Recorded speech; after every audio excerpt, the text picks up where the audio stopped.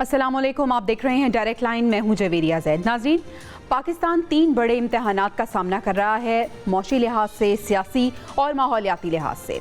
Beijing की अगर हम बात करें तो वज़ीर-ए-आज़म शहबाज शरीफ की चीनी क़यादत से वहाँ जो मुलाकात हुई है उसने एक बार फिर मौशी उम्मीदों को जन्म दे दिया है।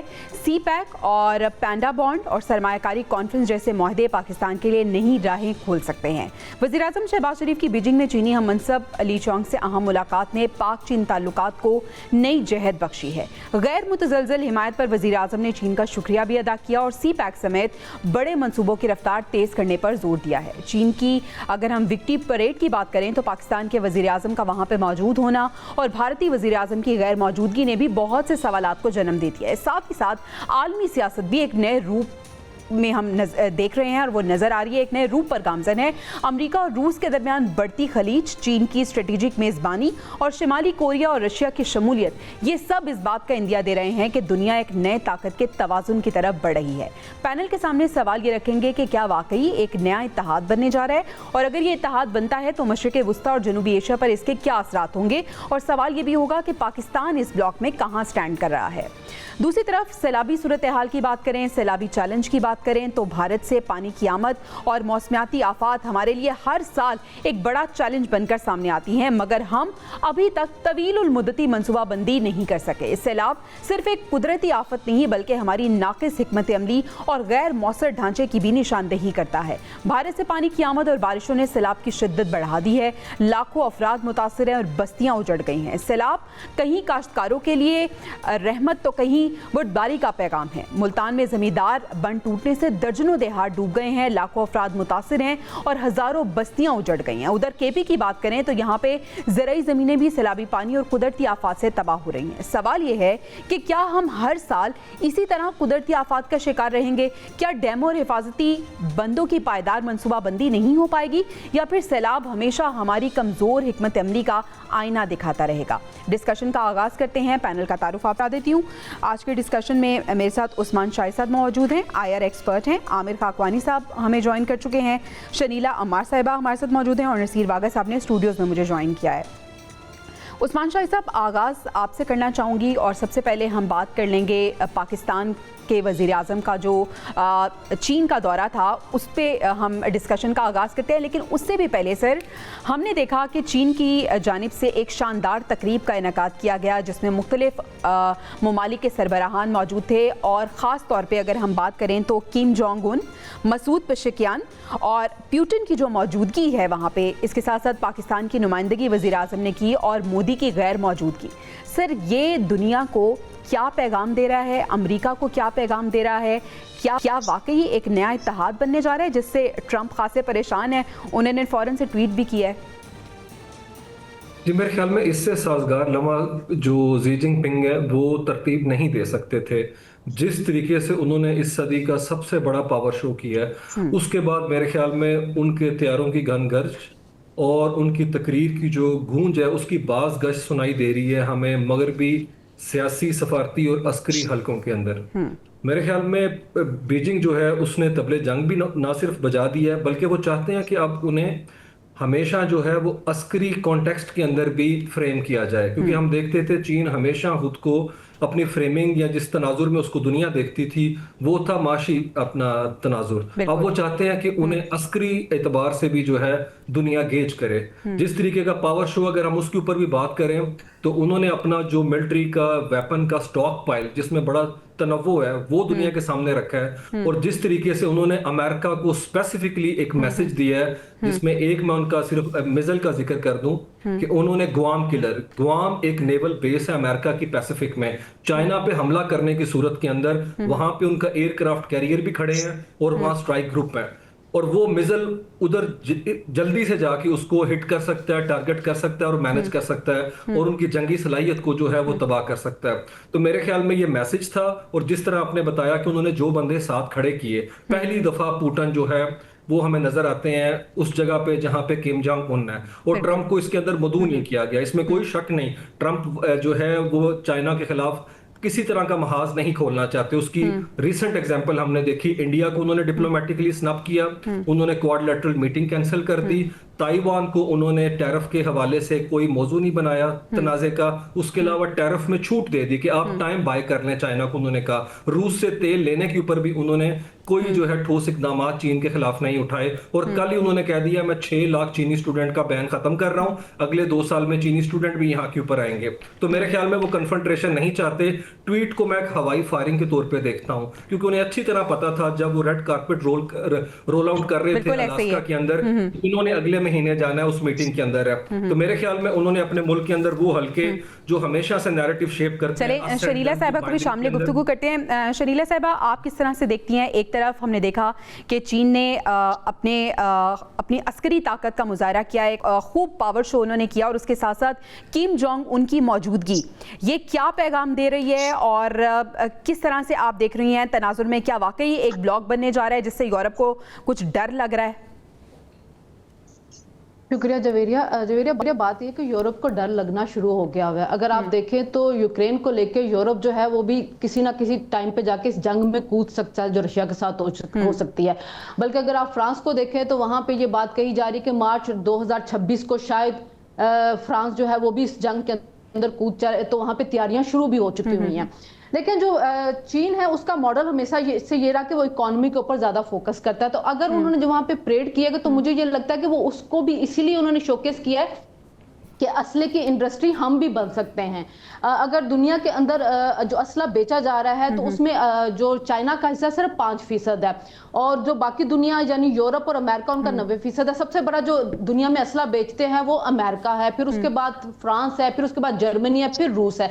इवन इंडिया जो है वो भी सबसे ज्यादा जो असला लेता है वो रूस से लेता है, और पाकिस्तान और चाइना का सबसे बड़ा जो बायर है असले का वो पाकिस्तान है। तो चाइना ने एक तरफ तो देखिए अपनी ताकत जो है वो दिखा दी है कि उसके पास असला है, बड़ा लेटेस्ट असला है, इकोनॉमी पे भी उसकी आजादारी हो चुकी हुई है। इसी वजह से तो डोनाल्ड ट्रंप जो है वो उनके साथ किसी वॉर के अंदर या किसी कन्फ्रंटेशन के अंदर नहीं जाना चाह रहे। लेकिन साथ साथ उन्होंने ये भी दिखा दिया है कि हम वो 3 ममालिक, खास तौर पे अगर आप देखें कि शुमाली कोरिया हो गया, रूस हो गया, ईरान हो गया, जिन पे सैंक्शन लगाई हुई है यूरोप ने और अमेरिका ने, वो तमाम के तमाम ममालिक जो हैं वो इस वक्त उसके साथ खड़े हुए थे। तो चाइना ने तो कर दिया है। और अगर देखें एससीओ के अंदर भी उन्होंने एक हिंट दिया था कि एक तरक्याती बैंक बनना चाहिए एससीओ ममालिक का। तो ये तरक्याती बैंक जो है जाहिर है वो जो वर्ल्ड बैंक है या एशियन डेवलपमेंट बैंक या दूसरे जो बैंक है उनकी हेजमनी को कम करना चाहता है कि जो एशिया के अंदर तरक्की पजीर ममालिक हैं उनको कम इंटरेस्ट के ऊपर या कर्जे दिए जाए, यानी कि जो आईएमएफ के ऊपर इन्हिसार है वो कम हो जाए, तो इस बैंक के अंदर जो है वो ज्यादा इन्हिसार हो जाए।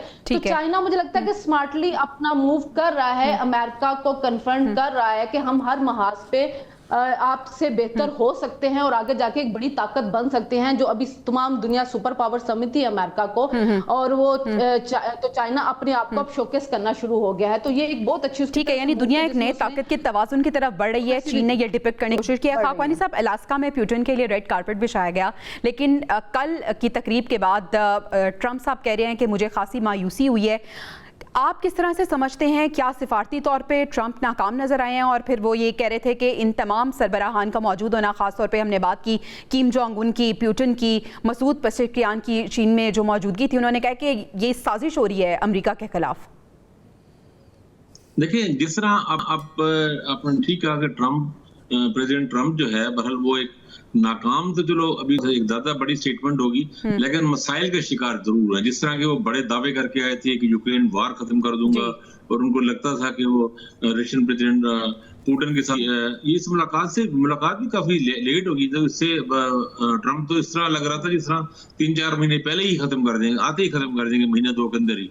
तो उनको एक धचका तो लगा है। और रूस ने जिस तरह एक स्टैंड लिया है और जिस तरह एक स्ट्रांग उसका रोल रहा है, और देखिए टैरिफ किस तरह इंडिया पे उन्होंने टैरिफ करने की कोशिश की है प्रेसिडेंट ट्रंप ने कि ये रशिया से अपना आयल कम लें, उसमें बजाय वो कमी होने के उल्टा इजाफा होने के इशारे मिल रहे हैं।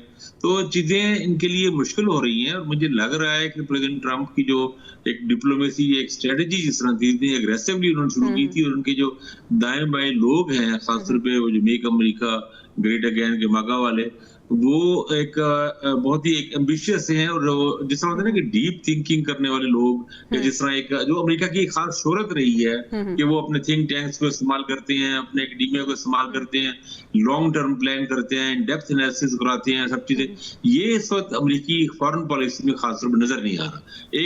एक फैसला होता है, एक ऑर्डर जारी होता है, उसके बाद से यू टर्न लेने में मजबूर हो जाते हैं प्रेसिडेंट ट्रम्प, और कभी मायूस हो जाते हैं, और फिर इस तरह इतना अब्रप्टली और इतना जल्दी इस तरह के अपने इमोशन जाहिर करना भी मेरा नहीं ख्याल किसी सुपर पावर के सरबराह को ये जेब देता है। पता है, अगर मायूसी होती भी है, सुपर पावर जो उसको जरा एक तरीके से हैंडल करते हैं, देखिए ना चीन की तरफ वो बहुत मैच्योर है। ठीक है वाक़ई साहब, चीन में जो तकरीब हुई है शहबाज शरीफ साहब की, उसकी मौजूदगी पाकिस्तान को वो रिप्रेजेंट कर रहे थे, और मोदी की गैर मौजूदगी क्या पैगाम दे रही है ये? एक तो देखिए, चीन ने अपनी दोस्ती का जो एक शानदार मुजाहरा किया है पाकिस्तान के साथ, इसकी शायद ही कोई मिसाल मिलती हो कि पाकिस्तान चीन के लिए कितना अहम है। और दूसरी जानब अगर भारत की वहाँ मौजूदगी नहीं है तो ये उसके लिए बहुत बड़ा सवालिया निशान है। चीन की और भारत की माजी में भी कोई अच्छे ताल्लुकात नहीं रहे। सारी दुनिया जानती है कि मुख्तलिफ इलाकों के हवाले से उनमें आपस में एक सर्द जंग जो है वो हमेशा से जारी रही है। अब ये जो खित्ते में एक नया तवाज़ुन ताकत का बनने जा रहा है, इसमें जो नज़र आ रहा है ना कि भारत को वो अहमियत नहीं दी जा रही जो भारत समझता था। भारत हमेशा से अपने आप को सुपर पावर बनाने की कोशिश कर रहा था, लेकिन चाइना ने ये मेला सजा के और दुनिया का सबसे बड़ा पावर शो, मैं इसको कहूँगा, कुव्वत का बना के दिखा दिया है, ख़ास तौर पर यूरोप को और अमेरिका को, जो अपने आप को नंबर 1 सुपर पावर कहते थे। इसमें अब कोई शक नहीं रहा कि चाइना इस वक्त इतनी उभरती हुई ताकत है पूरी दुनिया के नक्शे पे कि उसने हिला के रख दिया, उसने नींदें हराम कर दी हैं अमेरिका की और यूरोप की और दूसरे वो ममालिक जो अपने आप को बड़े किंग कॉन्ग समझते थे। इसके साथ साथ पाकिस्तान के साथ मिलकर पाकिस्तानी जो हमारे एयरफोर्स के जवान थे, उन्होंने जो चीनी जहाज़ों के साथ मिल के और जो उन्होंने जो भारत के तैयारों का हाल किया है, उसने भी ये बात साबित कर दी कि चीन इस वक्त टेक्नोलॉजी में कहां जा रहा है, इसमें कोई शक नहीं। यानी मौशी लिहाज से भी, और अब उसने दिखा दिया कि अस्करी एतबार से भी वो किसी से कम नहीं है। उस्मान साहब, अगर हम करें पाकिस्तान की मौसर डिप्लोमेसी की, मुतवाज़न खारजा पॉलिसी की, तो अब हम देख रहे हैं कि बैनुल-अक़वामी जरीदे ने भी इसकी तायद की है और तारीफ़ की है पाकिस्तान की। इससे पहले हमने देखा कि शंघाई ताउन तंजीम का जो इजलास हुआ, उसमें वज़ीर आज़म साहब ने जो पाकिस्तान का मौक़िफ़ था, पाकिस्तान का मुकदमा था, बड़े मौसर अंदाज में पेश किया। इसके बाद इस तकरीब में शहबाज शरीफ साहब का शरीक होना कितना पाकिस्तान के लिए ये पॉजिटिव रहेगा, और पाक चीन जो हमारा रिलेशन है कितना और मजबूत होने जा रहा है इससे?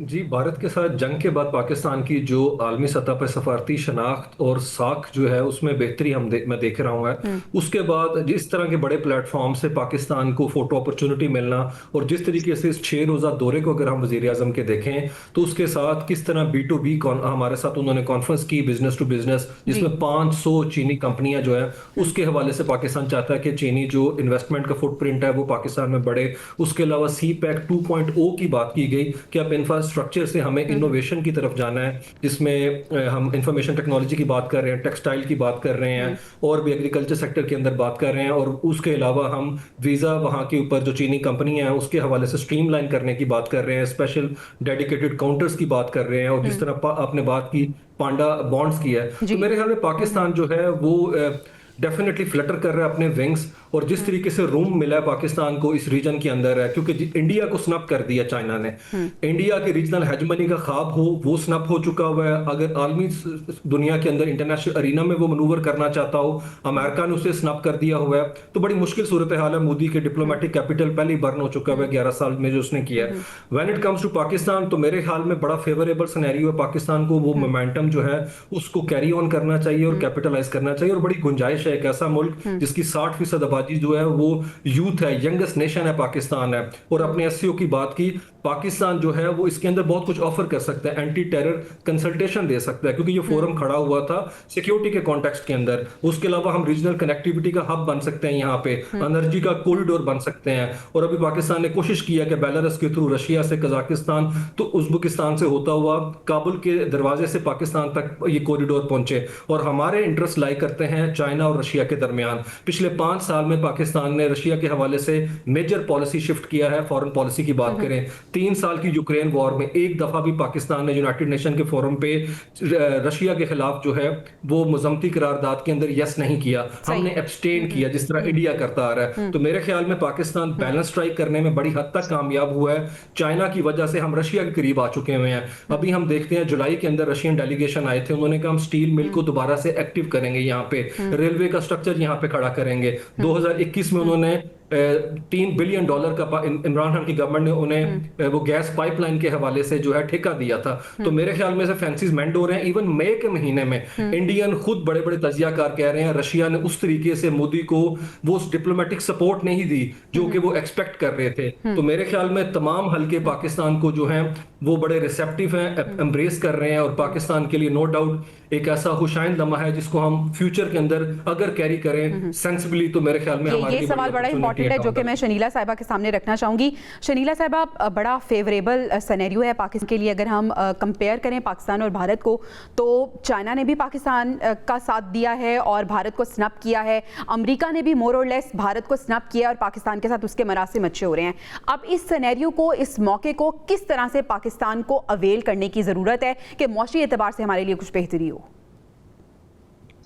देखिए पाकिस्तान की आपको सफारती कामयाबी यहीं से नजर आ रही है कि जब अमेरिका के साथ मिलकर ईरान के ऊपर हमला होता है तो पाकिस्तान जो है वो ईरान का साथ दे रहा होता है। उसके बावजूद अमेरिका उससे नाराज नहीं है। इंडिया के साथ इस वक्त अमेरिका के जो प्रॉब्लम्स हो रहे हैं, देखिए एक तो वो उस पर इस वक्त सैंक्शन जो लगा रहे हैं या टैरिफ बढ़ाया, वो कह रहे हैं कि आप जी रशिया से ऑयल ले रहे हैं, आप कम उसके ऊपर देते हैं रेट के ऊपर और आप मार्केट में जाके उसको महंगा बेच रहे हैं। लेकिन असल में रीजन वो है जो डोनाल्ड ट्रंप ऑफेंड हुए हैं उनसे, इस वजह से कि जिस वक्त ये जंग रोकी गई थी पाकिस्तान और इंडिया के दरमियान, तो पाकिस्तान ने तो एडमिट किया कि हमें अमेरिका की तरफ से कहा गया तो हम जंगबंदी की तरफ जा रहे हैं, लेकिन क्रेडिट नहीं दिया। लेकिन जो भारत था उसने बिल्कुल क्रेडिट नहीं दिया, बल्कि उन्होंने एक तरह से ये कहने की कोशिश की कि डोनाल्ड ट्रंप झूठ बोल रहा है। तो ये वो चीज थी जिसने डोनाल्ड ट्रंप को बहुत ज्यादा ऑफेंड किया और वो इतनी ज्यादा एक्सट्रीम के उसके ऊपर जा रहे हैं। पाकिस्तान अपने कार्ड बहुत अच्छे तरीके से खेल रहा है। अगर आप जंग की बात करें तो देखिए कितना बड़ा एलाई था जो रूस भारत का, लेकिन किसी टाइम पे भी उसने भारत को सपोर्ट नहीं किया है। अगर आप एससीओ की गुलामी की तरफ भी जाएं तो उसके अंदर गुजदार की और जो ट्रेन थी उसके जो अटैक हुआ था उसके ऊपर बलूचिस्तान के ऊपर उसकी बात हुई है, उसके ऊपर जाफर एक्सप्रेस के टेररिस्ट अटैक की बात हुई है। उसके अलावा ये भी कहा गया है कि जो अलहदगी पसंद गिरोह हैं, अगर कोई मुल्क उसको अपने मुफाद के लिए इस्तेमाल करते हैं उसकी मुजम्मत करते हैं। तो हमारा तो शुरू से केस यही है कि बलूचिस्तान के अंदर जो नाम निहाद अलहदगी पसंदों की तहरीकें चल रही हैं उसके पीछे इंडिया की अच्छी बात यह है कि पाकिस्तान के मौक़िफ़ की तायीद की है, किसी ने इसकी तरदीद नहीं किया। खाकवानी साहब, अमरीकी तरजीहात में तब्दीली आ गई है भारत के लिए। जो हम पहले देख रहे थे कि भारत को पुष्ट पनाही हासिल थी मुकम्मल तौर पर अमेरिका की, लेकिन अब पाकिस्तान का जो एक स्टैंड है वो बहुत ज़्यादा स्ट्रॉन्ग होता जा रहा है। अभी हमने चाइना के दौरे में भी ये चीज़ को देखा। आप किस तरह से देख रहे हैं पाकिस्तान को, इस मौके को किस तरह से अवेल करने की ज़रूरत है, और पाक चाइना ताल्लुकात फिर हमारे जो मुआहदे हो रहे हैं हमारे मुल्क के लिए कितने बेहतर हो सकते हैं? देखिए पाकिस्तान की जो डिप्लोमेसी के जो 3-4 पिलर्स रहे हैं आज से नहीं, पिछले 40-50 सालों से, उनमें एक बहुत अहम रहा है कि अमेरिका और वेस्ट के साथ, वेस्टर्न वर्ल्ड के साथ अपने ताल्लुकात बेहतर रखना। और ज़ाहिर चीन के साथ पिछले 40 सालों में बहुत ज्यादा बढ़ा है, हमारा बढ़ता ही गया है, क्योंकि बल्कि चीन के साथ तो हमारी स्ट्रेटेजिक पार्टनरशिप है। और फिर खास तौर पर दोस्त मुल्कों में बिलखसूस सऊदी अरब और एमिरेट्स और ये जो गल्फ स्टेट्स है इनके साथ भी ताल्लुकात, और फिर रीजनल हवाले से भी किसी कन्फ्लिक्ट में ना पड़ना, ईरान के साथ ताल्लुक ठीक रखना, अफगानिस्तान में भी अपना कोशिश करना कि हॉस्टाइल वहां पे ना हो। तो इन सब चीजों के साथ मेरा ख्याल है इस वक्त बड़ा अच्छा मौका है कि हम अमेरिका के साथ अपने ट्रेड और चीजों में बेनिफिट अपना उठाएं और किसी एक कैंप में जाने की वजह बैलेंस रखें। जिस तरह हम पाकिस्तानी इस काम के खासे माहिर हैं और हर दौर में ऐसा रहा है। हमारे यहाँ चाहे मार्शल लॉ हो, चाहे सिविल हुकूमतें हों, हमारी फॉरेन पॉलिसी इस लिहाज से ठीक रही है कि हमने बैलेंस किया, हमने अमेरिका के साथ भी अच्छा काकोरी साहब, आपने बैलेंस की बात की। वागा साहब, सवाल ये है कि अब पाकिस्तान बैलेंस किस तरह से करेगा? अगर अमेरिका के खिलाफ या यूरोप के खिलाफ एक नया ब्लॉक बनता है और पाकिस्तान उसका हिस्सा बनता है, तो क्या अमेरिका के साथ वो अपने ताल्लुकात को बैलेंस कर पाएगा और कितना ज़रूरी है ताल्लुकात को बैलेंस करना?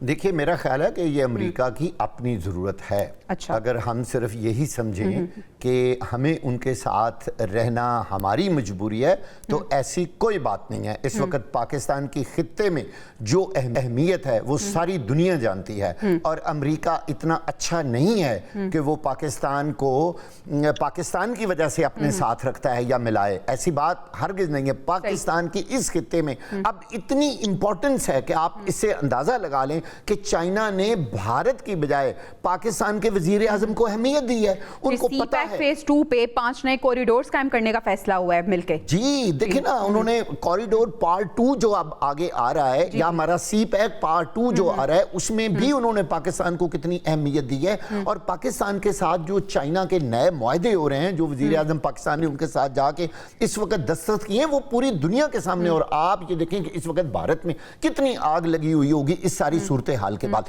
ये पाकिस्तान की कामयाबी है, क्योंकि पाकिस्तान की, मैं बार बार कह रहा हूं, इस खित्ते में जो महल्ले वकू के हिसाब से जो अहमियत है, अमेरिका उसको कभी भुला नहीं सकता, ना इग्नोर कर सकता है। पाकिस्तान अमेरिका की मजबूरी और जरूरत है इस पूरे खित्ते में। अगर वो पाकिस्तान के साथ अच्छे ताल्लुकात रखेगा तो ज्यादा अमेरिका के लिए बेहतरी है। लेकिन अब जो नई सूरत हाल पैदा हो रही है, लेकिन यकीनी तौर पर पाकिस्तान एक आजाद मुल्क है, वो अपनी खारजा पॉलिसी को अपनी मर्जी के मुताबिक बना सकता है। और खास तौर पर जो हमारे हमसाया ममालिक है, हमें उनके साथ रहना चाहिए। अमेरिका तो हजारों मील दूर से आके पाकिस्तान के साथ खड़ा होगा ना। और जो चीन हमेशा से पाकिस्तान के साथ रहा है, और ये जो नई एक पावर बन रही है, एक नया जो सिस्टम बन रहा है, एक जो दुनिया में एक नई पावर जो है उठ रही है, तो उसमें पाकिस्तान का पूरी दुनिया एडमिट कर रही है कि आलमी ताकत का खेल एक नए दौर दाखिल हो रहा है। और पॉजिटिव ये है चीज़ कि पाकिस्तान का इमेज इसमें बहुत बेहतर है। नाज़रीन, हमें ब्रेक पे जाने हैं। उस्मान शाही साहब का मैं शुक्रिया अदा करना चाहूँगी। ब्रेक से वापस आएंगे तो मुल्क में जो सैलाबी सूरत हाल है और हमारे जो चैलेंजेस है उसको डिस्कस करेंगे। Stay with us. Welcome back नाज़रीन। पाकिस्तान को इस वक्त बहुत से चैलेंजेस का सामना है। एक तरफ हम दूसरे ममालिक से मौशी मुआहदे कर रहे हैं, तो दूसरी तरफ हम देख रहे हैं कि मुल्क में सियासी रस्साकशी चल रही है। इस सब में मुल्क में आने वाला सैलाब जिसने तबाही मचाई हुई है, इसको क्लाइमेट इमरजेंसी कहना गलत नहीं होगा। इस सूरत हाल से निकलना कैसे है, क्या इकदाम थे जो हमें उठाने की ज़रूरत थी जो हमने नहीं उठाए, और आइंदा आने वाले दिनों में लाहे अमल क्या होना चाहिए, सबको डिस्कस करने के लिए पैनल मेरे साथ मौजूद है। उनसे हम बात करते हैं और समझने और जानने की कोशिश करते हैं। वागा साहब, सैलाब आ गया, तबाही हम देख रहे हैं। पंजाब में ये सैलाब मौजूद है, पंजाब से गुजरता हुआ अब इसने सिंध की तरफ जाना है। क्या आपको लगता है कि पंजाब में जो तबाही मची है इसके बाद सिंध इसके लिए तैयार है या नहीं? क्या वो इकदाम थे जो पंजाब ने नहीं किए? क्या सिंध कोई सबक सीखेगा या पंजाब ने माजी के अपने जो इस तरह के वाक़यात थे उससे कोई सबक सीखा है? आप ये देखें कि जब भी किसी बीमारी का खदशा होता है तो उससे पहले उसके सेफ्टी प्रिकॉशंस किए जाते हैं। जैसे मलेरिया के लिए लोग स्प्रे करते हैं, हुकूमतें आगे आती हैं, कबल अज़ वक्त उसका इंतज़ाम किया जाता है कि ऐसा ना हो कि हस्पताल भर जाएं और लोग वेंटिलेटर्स पर हों और उसके बाद फिर स्प्रे करने का कोई फ़ायदा तो नहीं है ना उन सेफ्टी प्रिकॉशंस का। देखिए, बिल्कुल इसी तरह सैलाब आने से पहले हुकूमत पंजाब को, हमने कल भी बात की थी कि जब महकमा मौसमियात और पूरी दुनिया का सिस्टम ये बता रहा था कि इस खित्ते में बहुत ज़्यादा बारिशें होंगी, तो हमें इसकी सेफ्टी प्रिकॉशंस करनी चाहिए थी। हमें वो तमाम इंतजाम करने चाहिए थे, लोगों से घर खाली करवाने चाहिए थे, बाई हुक और क्रोक जिस तरह भी, क्योंकि ये जो अब तबाही मची है ये तो ना होती कम अज़ कम। तो हमने उसके लिए कुछ नहीं किया। अब आपने सही कहा है, अब यही हालात जो हैं वो सिंध में होने वाले हैं। आप देख लें, वहाँ 1% भी किसी किस्म का कोई काम नहीं हुआ। वो बिल्कुल इसके लिए रेडी नहीं है। हालांकि सारा कुछ नजर आ रहा है कि आखिर इस पानी ने कहीं जाना तो है ना तो कोई तूफान की गर्मी है कि ये पानी एवेपोरेट हो जाएगा और जमीन खुश्क हो जाएगी, वो तो मुमकिन नहीं है। इस पानी ने जाना तो है, रास्ता तो इसने उधर अपना बनाना ही बनाना। शजील मेमन कह रहे हैं रेडी हैं हम इसके लिए। जी, तो वो बताएं ना उन्होंने क्या कौन सी मामूल से ज्यादा बारिश हो जाए तो जी क्या हाल होता है? आपने देखा कराची के क्या हालात थे। हालांकि अब वो फ्लड नहीं था, वो सिर्फ बारिश थी। तो अब जब इधर से गया हुआ इतना पानी वहां होगा तो उस वक्त कराची और सिंध की क्या सूरत हाल होगी। भाई देखिए, एक कराची या हैदराबाद या चंद शहरों को आप प्रोटेक्ट करना कोई कमाल नहीं है। पूरे सिंध को देखें, जहां गरीब हारी बैठे हुए हैं, लोगों की फसलें तबाह होंगी, लोगों के घर तबाह होंगे, उसके लिए तो किसी ने तो बताएं ना हमें टीवी पे कि ये देखें जी हमने इतने इंतजामात किए हैं। वो वैसे वाक़ई साहब हमें पता है क्या कहना है। जब ये सिचुएशन होगी, हम दुआ करते हैं कि ना हो वो सिचुएशन, लेकिन जब ये सिचुएशन होगी तो कहेंगे कि भी कुदरती आफत है, इसके सामने तो हम कुछ नहीं कर सकते ना। शरीला साहब, अब सैलाब के दौरान मसाइल होते ही हैं, लेकिन असल मसाइल पैदा होंगे सैलाब के बाद, जब हम देखेंगे कि जो ग़िज़ाई बहरान है वो भी पैदा हो जाएगा, बहुत सी बीमारियां भी जन्म लेंगी। चलें, इसके लिए तो हमने तैयारी नहीं की, आने वाले वक्त के लिए हमने तैयारी की हुई है या सिचुएशन इससे भी वर्स्ट हम देखेंगे?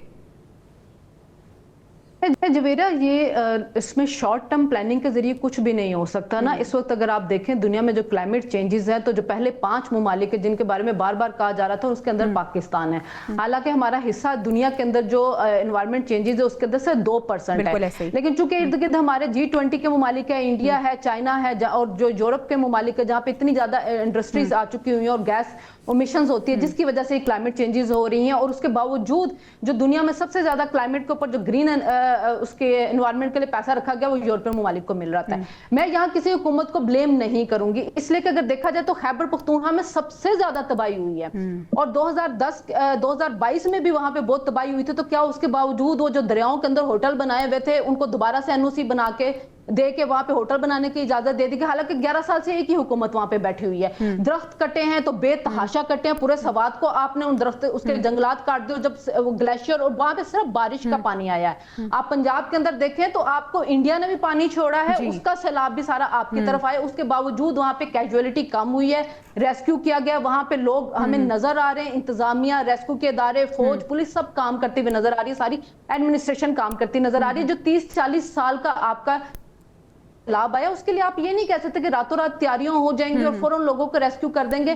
चैलेंजेस हैं। आपके 2022 में भी 30 अरब डॉलर का नुकसान हुआ था और दुनिया से आपको 8 अरब डॉलर के जो प्लेजेस मिले थे उसमें से 3-4 अरब डॉलर अभी तक मिले हैं। अब आपके फिर अरबों डॉलर का नुकसान हो चुका है। तो बात ये थी कि प्लानिंग जो है ना वो बहुत लॉन्ग टर्म है, उसमें बहुत सी चीजें देखनी पड़ेंगी। रातों रात तो कुछ नहीं होता, लॉन्ग टर्म प्लानिंग है, लेकिन सवाल ये है कि ये प्लानिंग हमें नजर तो आए।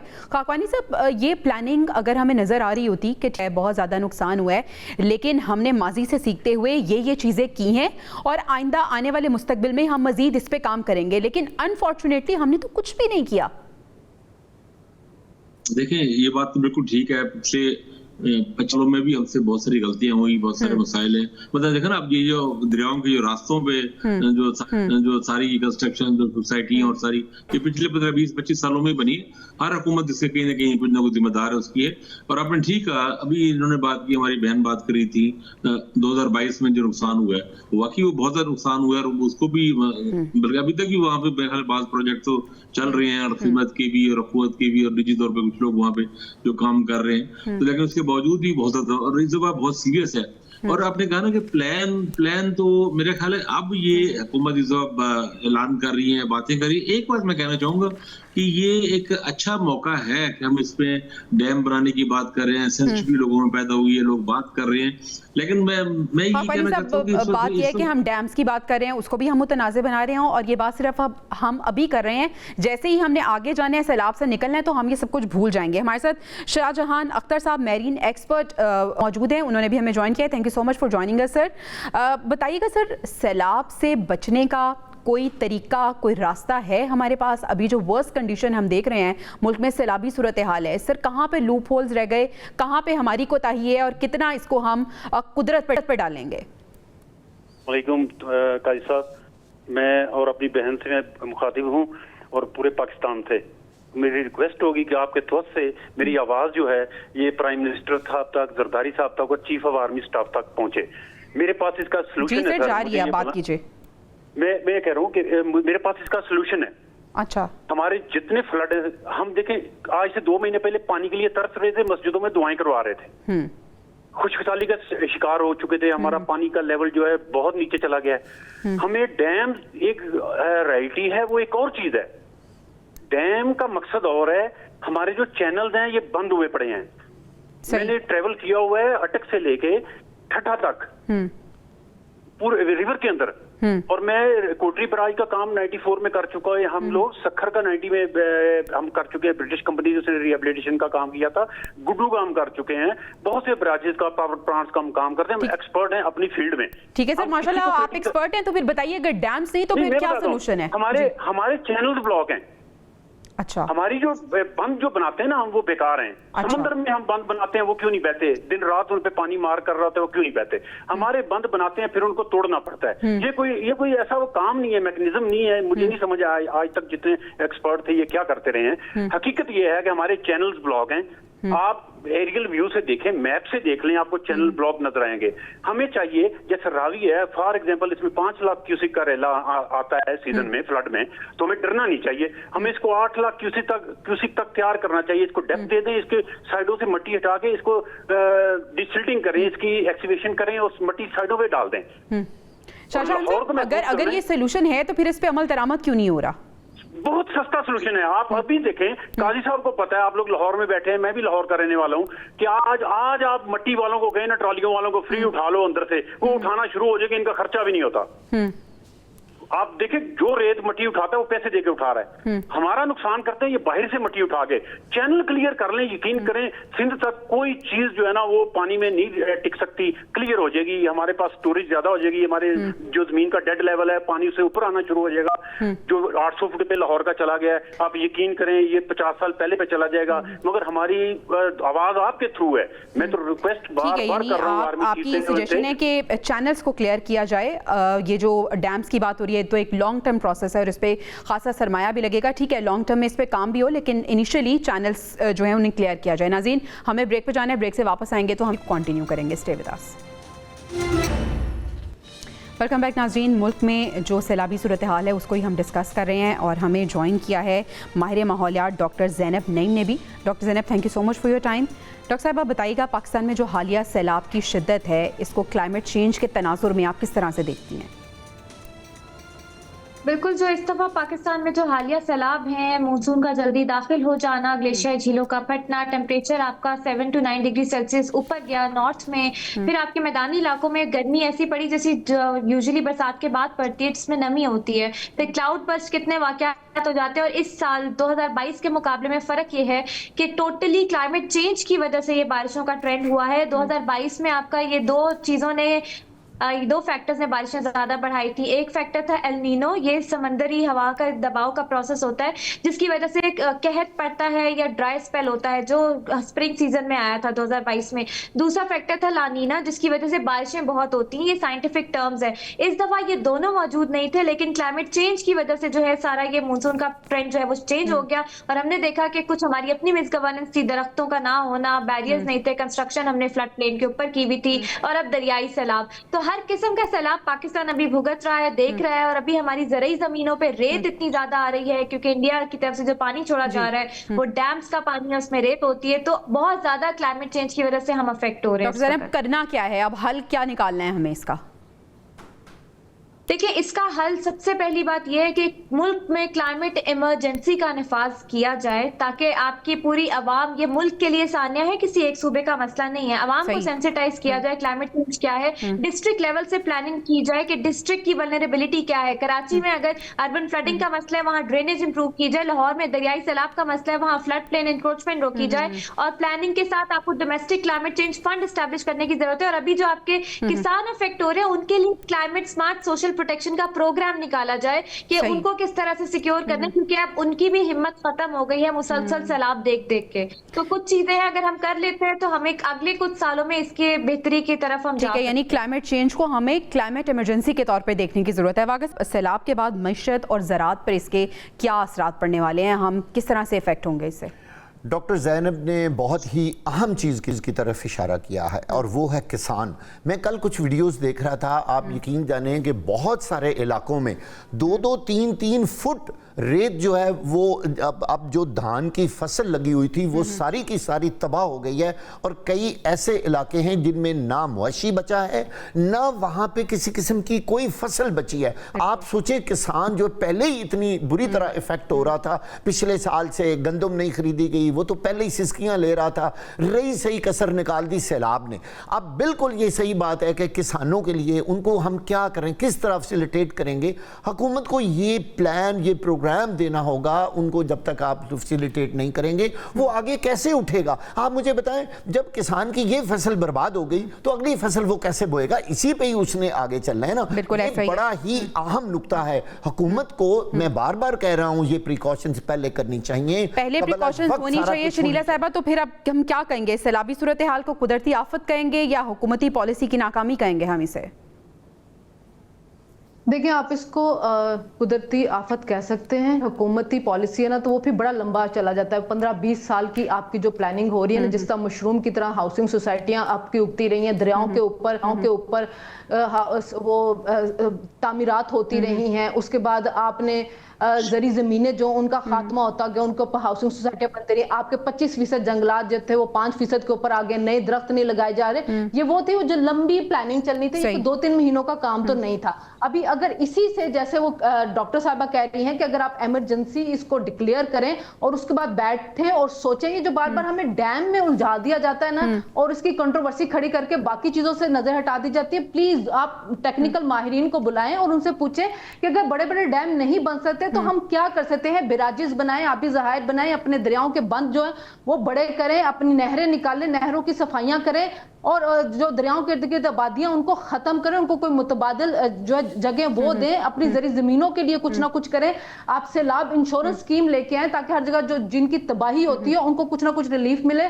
तो ये सब चीजें करनी पड़ेंगी आपको। ठीक है, बिल्कुल शनीला साहब, आपका पॉइंट आ गया। काकवानी साहब, हम बात कर रहे हैं डैम्स की, जिसपे बहुत वक्त दरकार है, लॉन्ग टर्म की प्लानिंग है, लेकिन हम उन सॉल्यूशंस पे बात क्यों नहीं करें जो हमारे एक्सपर्ट्स के पास मौजूद हैं? देखिए, डैम, मैं तो ये कहता हूँ कि नए डैम या कोई एक नई कंट्रोवर्सी की बजाय जो डैम हम बना रहे हैं, मतलब बादशाह खासतौर पे डैम और मोहम्मद डैम, उनको हम उनकी रफ्तार क्यों नहीं तेज करते? उनकी रफ्तार हम स्लो जा रहे हैं। हम पहले ही ऑलरेडी बड़े डैम बना रहे हैं। इस वक्त तो हम यहाँ पे अगर खासतौर पे जनाब और इनके पे जो बना सकते हैं, हम चन्योट में डैम बना सकते हैं, मिड लेवल डैम है जो बन जाएगा, उसमें इतना खर्चा भी नहीं है और उसमें कंट्रोवर्सी भी नहीं है। तो ये बना के, और जिस तरह इन्होंने शनीला साहब ने कहा, बिल्कुल ठीक है, बैराजेस मजीद बनाने की जरूरत है, हमें अपने बंद मजबूत करने की जरूरत है, और बैराज जो हमारे बने हुए हैं उनके साथ जो ऑफलाइन स्टोरेज है वो हमें बढ़ाने की जरूरत है। और अगर वो कर लेते, अगर हम कर लें, तो चनाब और जेलम के खासतौर पे जो और रावी में भी, सतलज में भी, इन 4 दरियाओं के जो प्रेशर आता है, जो रेले आती है, उनकी शिद्दत कम हो जाएगी। ऑफलाइन स्टोरेज के जरिए जो हो सकता है काम, ये मुश्किल काम नहीं है, कोई कंट्रोवर्सी नहीं है। और जब हम डैम बना रहे हैं, मतलब दासू बना रहे हैं, जो दासू स्टोरेज नहीं है, बादशाह का तो बड़ा स्टोरेज वाला डैम है ना, और मोहम्मद डैम भी, उनकी रफ्तार तो तेज करें। हम तो इस वक्त वहां भी गोस रोज जा रहे हैं, तो बजाय कालाबाग डैम का एक नया चूरन बेचने की, नई कंट्रोवर्सी करने के बजाय जो डैम हम बना रहे हैं उनको कंट्रोवर्सी क्रिएट करने की बजाय हमें सॉल्यूशन की तरफ जाना चाहिए। नाज़रीन, क्लाइमेट चेंज के लिए हुकूमत को क्लाइमेट इमरजेंसी का निफाज जो है वो करना चाहिए, और इसके साथ साथ हमें माहौलियाती तहफ़्फ़ुज़ के लिए संजीदगी से काम करना चाहिए। अगर हमने काम ना किया तो आने वाले सालों में इसके तबाहकुन असरात हम देखेंगे। प्रोग्राम से इजाज़त दीजिए, इंशाल्लाह आपसे अगले हफ्ते मुलाकात होगी। अल्लाह ने के बाद।